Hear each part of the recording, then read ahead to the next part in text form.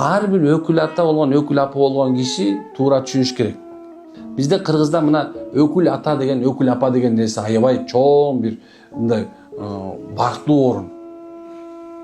Эми шариятыбызда бекем болбосо дагы, бул биздин кыргыздын салтында аябай бекем болуп калган. Билесиңер ушуну? Бирөөнө өкүл болгондо сен жетик болушуң керек. Эгерде жетик болбосоңор, анда өкүл ата, өкүл апа болбогула.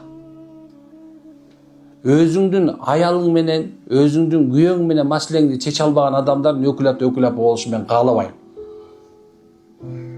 Үлгүлүү, жашоодо субханалла мындай бир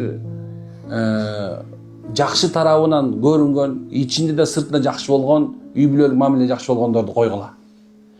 Анан бизде бир эме болуп калган, ийгиликке жеткен, бай болгон адамды өкүл ата коюп эле чуркап жатканышты.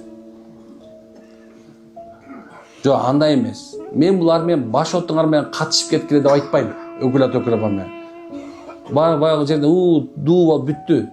Бирок өкүл ата, өкүл апаңардын силерге кыла турган чоң кызматы ушул. Ай, мынакей мен сага өкүл болдум, эми жакшы жүргүн, диндар болгон, Кудайдан корккун, арам иш кылбагын деп айтышы керек. Жана өкүл апа болгондо ошондой болуш керек. О, тырмагын 7 сантиметр өстүрүп алган, бияка веер кылып жана жар птица болуп алган, бияк жана ниндзя болуп алгандар койбогула. Анча мынча субханалла, керек болсо уялып кыргызча да болсо аркасына жол салынгандарын карагыла. Чудасарбы?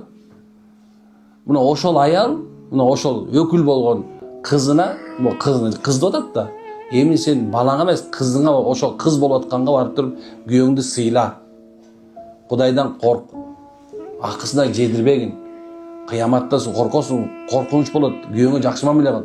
Тилиң менен, колуң менен зыян келтирбе деген сөздөрдү айтышы билдет. Эгер аны айтпаса, анан куда болуп төргө отуруп, өкүл атасы деп коюп анан жүрсөңөр, анда силер эми күнөөкөр болбойсуңар. Бирок акысын аткарбаган болосуң. Чыныгы эмне койсо сени ошону кылбаган болуп эсептелет. Түшүнүп атасыңарбы? Жаштар